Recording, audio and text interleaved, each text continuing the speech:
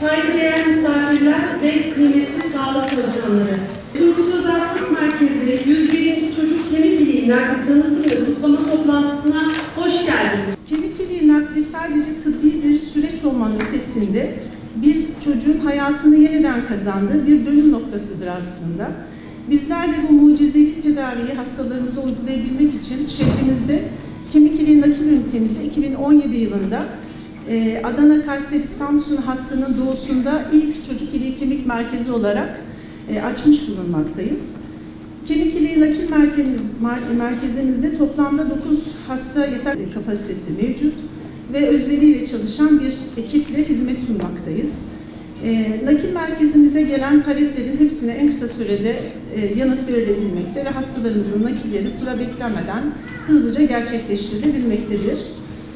Bugün 101. kemik iliği naklimizi gerçekleştirmiş olsak da ileriye dönük daha fazla hayat kurtarmak, daha fazla insana umut olmak, süreci daha da mükemmel hale getirmek için çalışmalarımıza aralıksız olarak devam edeceğiz.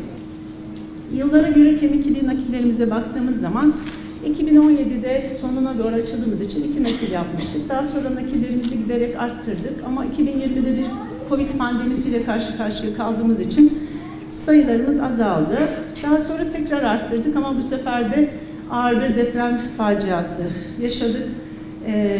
Ama buna rağmen depremde de arkadaşlarımız çok yoğun fedakarca çalışarak nakillerimizi gerçekleştirdik ve depremden sonra 20 nakil yaptık. Çocuk kemik iliği nakil ünitemiz 2017 yılında ilk hastasını kabul ederek çocuklarımız ve aileleri için umut dolu bir kapı açmıştır. Bugüne kadar toplam 101 çocuğa yeni bir yaşam, aileleri için de bir ümit olmuştur. Bu rakamlar yalnızca bir istatistik değil, aynı zamanda çaresizliğe karşı verilen mücadelenin, ailelerin sevinç gözyaşlarının ve paylaşılan umutların hikayesidir. 6 Şubat'ta yaşanan depremle birlikte bölgemiz ciddi bir sınav vermiştir. Ancak bu zorlu sürece rağmen Turgut Özal Tıp Merkezi Çocuk Kemik İliği Nakil Ünitesi hizmetini aksatmadan sürdürmüş ve şifa bekleyen çocuklarımızın yanında olmaya devam etmiştir. Deprem sonrasında hizmetlerini kesintisiz sürdüren tek merkez olarak bölgemizdeki çocuklara ve ailelerine ümit olmuştur.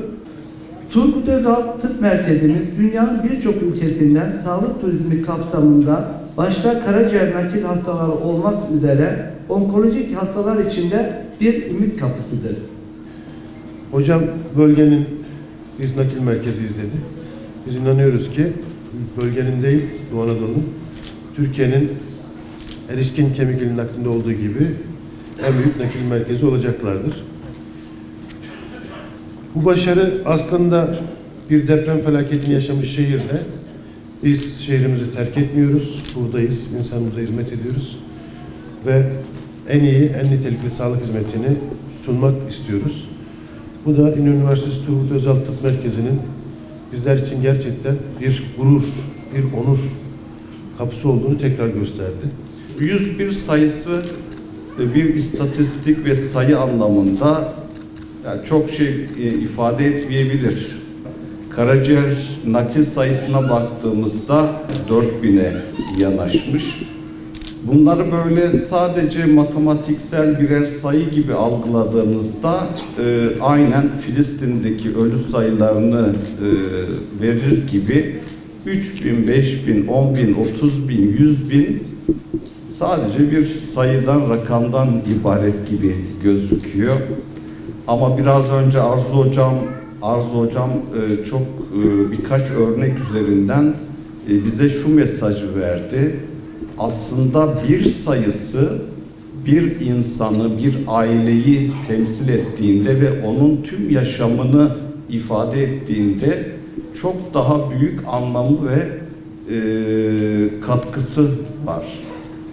O çocuğumuzun, 2 aylık çocuğumuzun hayata tutunmuş olması, yaşıyor olması, şu an bir kısmının aramızda olmasının değerini, tarifini yapmak mümkün değil. Bunun bir ne rakamsal karşılığı var, ne de parasal karşılığı var. bir yaşama, bir hayata dokunmanın ne olduğunun bugün pratik örneğini aslında konuşuyoruz, yaşıyoruz. Üniversitesi hep karaciğerle anılır idi. Artık özellikle erişkin hematoloji olsun, kemik iliği nakli olsun, çocuk kemik iliği nakli de üniversitemizin birer marka değeri haline geldiler. Burada erişkin hematolojimizi de anmak istiyorum. 1800'ü geçmiş bir kemik iliği nakliyle erişkin hematoloji bölümümüzü de tebrik ediyorum. Özellikle sağlık turizminde hem çocuk hem erişkin kemik iliğini de bu marka değerine uygun olarak tüm dünyaya tanıtmak ve dünyadan hasta buraya çekebilmek, bu anlamda da hizmetimizi sadece Türkiye ile sınırlı tutmayıp tüm dünyaya açmak istiyoruz. 2016 falan da Elazığ'da tedaviye başladım. Ya o zamanlar çok ağırdı, yani sürekli rahatsızlıklar oluyordu. İşte kan değerlerimiz düşüyordu. Biz ilk başta Elazığ'da tedaviye başladığımız zaman böyle uzun bir süreçten geçeceğimizi hiç düşünmemiştik. Ta ki buraya gelene kadar. Buraya geldiğimizde de süreç çok hızlı ilerledi. Yani inanamadım. Geldiğimizde Arzu Hocam ekibi işte ilk nakil ünitesine girdiğimde dedim ki Allah Allah, bu kadar ilgi bir hastanede olur mu dedim. Hemşirelerim özellikle çok iyiydi. Hepsinin ilgisi çok üstümüzdeydi. Arzu Hocam çok destek oldu. Yani zorlu bir süreçti. Herkesin emeğine sağlık. Ben bugünü hayal bile edemezdim, inanın ki.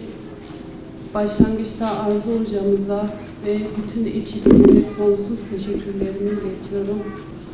Bizim çok zor günlerimiz oldu ve bu zor günlerimizde Arzu hocamız sağ olsun gecesini gündüzünü bize kattı. Lösemi çok ağır bir süreç ve gerçekten çok yıpratıcı bir süreç. O çocukların çaresizliği ve bir annenin gözünün önünde çocuğunun öyle çaresiz çırpınışını görmesi çok ağır.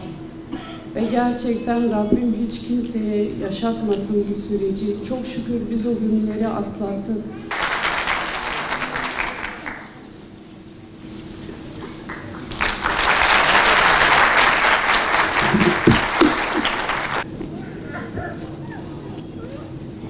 Ben kontrole gitmiştim Adana'da, Çukurova Üniversitesi'nde. Oraya gittiğimde kasıklarım şişmeye başlamıştı. Oraya gittiğimde tanımı öğrendim.